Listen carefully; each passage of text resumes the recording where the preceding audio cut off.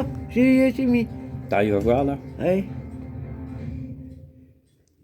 Je suis là pour. Il est 15h, bonjour à tous, soyez les bienvenus si vous nous rejoignez sur CNews, c'est l'heure du journal pour commencer. Michael Dorian, c'est à vous. Rebonjour Kelly, bonjour à tous. Mauvaise nouvelle pour les parents qui vont devoir garder les enfants demain à la maison. Plus de 60% de grévistes sont prévus demain dans les écoles, annonce du SNU et PPFSU, le premier syndicat du primaire. Le taux de grévistes le plus élevé chez les enseignants date du 19 janvier dernier. Les syndicats avaient, eux, recensé jusqu'à 70% d'enseignants grévistes dans le primaire et 65% dans les collèges et les lycées.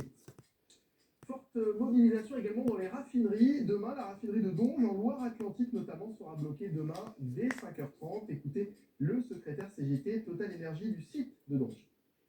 Alors donc on a explicité les décisions qui ont été prises par l'intersyndicale CGT, FO et CFDT. Aujourd'hui c'est une grève reconductible qui s'amorce jusqu'à vendredi 13h30, date à laquelle nous referons un point avec les salariés pour voir les suites à donner au mouvement.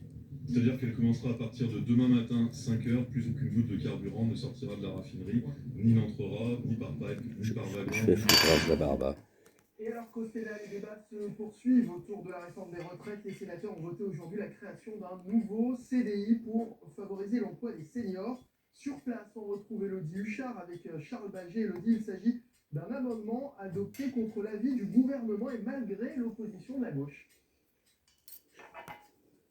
Oui, exactement, 202 voix pour, 123 voix contre. Vous le rappelez, c'est donc la création d'un CDI senior, ce qui aidera les entreprises et incitera les entreprises à embaucher des chômeurs de plus de 60 ans. Elles auront en échange une baisse ou une exonération des cotisations patronales. Alors le gouvernement était contre parce que selon Gabriel Attal, ministre chargé du budget, cela coûte trop cher, 800 millions d'euros, dit-il, pour cette mesure. On rappelle que le but de la réforme, c'est quand même d'équilibrer le système des retraites et qu'à force d'avoir des concessions, et bien finalement tout ça perd un peu de son intérêt. Alors du côté de la droite, c'est une victoire. Il y avait eu déjà la victoire cette nuit avec l'index senior adopté pour les entreprises de plus de 300 salariés et non pas uniquement 50 salariés. L'ambiance est relativement calme ici, vous le savez, au Sénat, même si à gauche,